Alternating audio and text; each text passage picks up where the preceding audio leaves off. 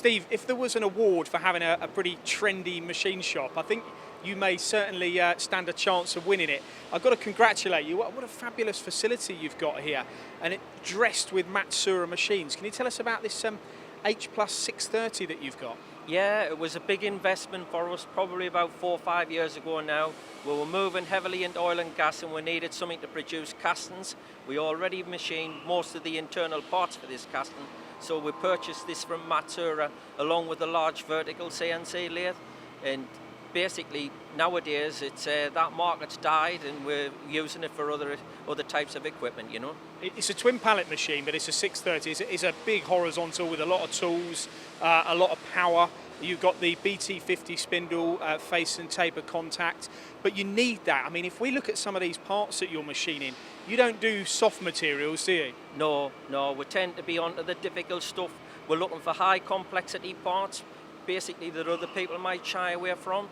Inconels, all your exotics, and Matsuura's will handle it no problem.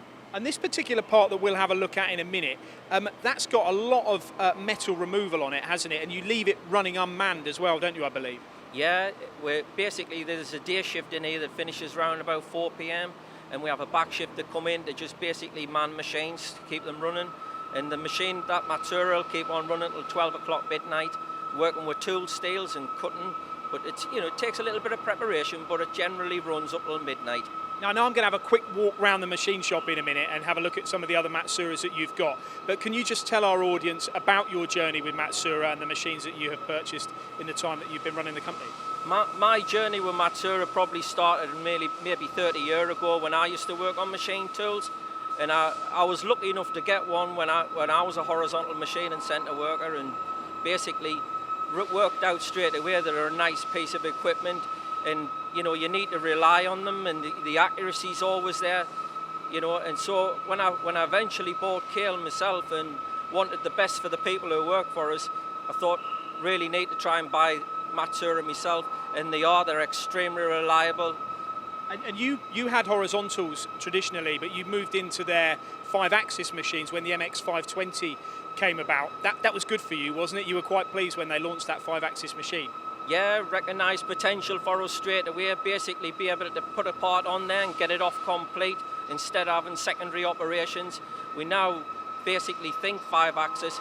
We don't use our 5-axes in the same way that other people do for 3D machining, but we tend to be able to attack complex parts and get them on the floor as a complete item, so the customer can get his parts quicker. Okay, we talked about the 630 and the 520s, the new 5-axis, but you have a machine in between those as well, which is the, I think is it the 40? It's the 405, the H Plus 405. What about those machines? What are they doing? The 405, we've got 3 of their horizontals. It's slightly smaller capacity, but generally doing exactly the same type of work as what the 630 is doing, but on a smaller scale. We will put a cutaway over the screen because I want to talk to you about the part that you're doing on the 520 as well. Tell us about that and the journey with that part, because you weren't able to do it before you had the MX520 from Matsuura, were you? No, that particular part that's on the 5-axis machine, we would have had to have tackled on maybe 4 or 5 operations on a vertical. Very, very time consuming. Every time you're setting the machine, you're losing money. So basically that 5-axis is allowing us to hit the part with 1 operation and it comes off complete. And it's tied up, it's pretty tight tolerances. Yeah, there's precision tolerances on hole pitches and everything else that's with it, And it is a bit of a given with Matsuura, but you're able to produce some pretty tasty surface finishes on these difficult materials, aren't you, as a result of the rigidity of the machines? Definitely, there's a lot of rigidity there. The spindles from the not linear guide wire machines, they tend to be good solid machines, And you've got the Matsuura spindle, which gives you the best when it comes to precision, longevity and performance.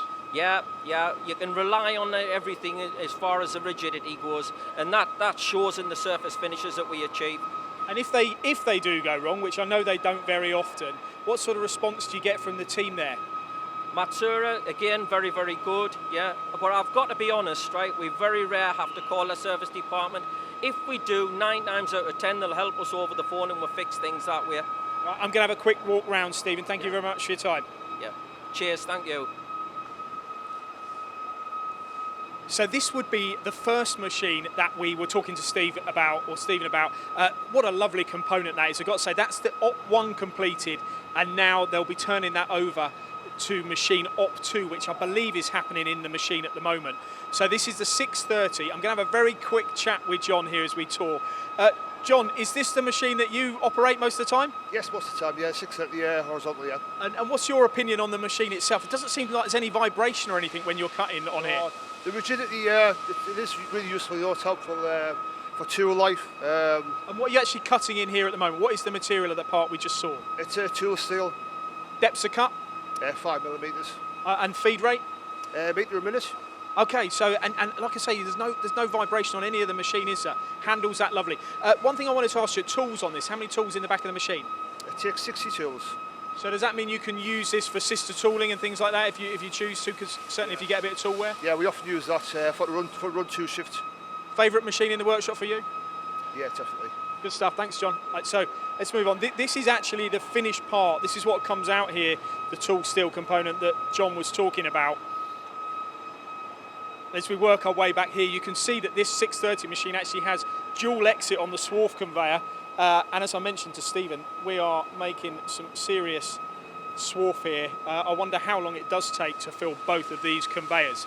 Moving down, one of the latest purchases, as we talked about, was the MX520, the 5-axis machine. They've got 2 of these in the shop now.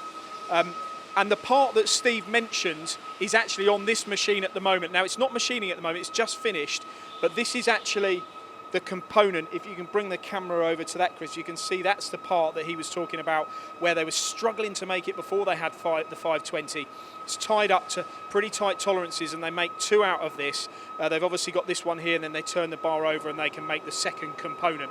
So that's the MX520. Here to the left of me we have one of the 405s, the horizontal twin pallet machine.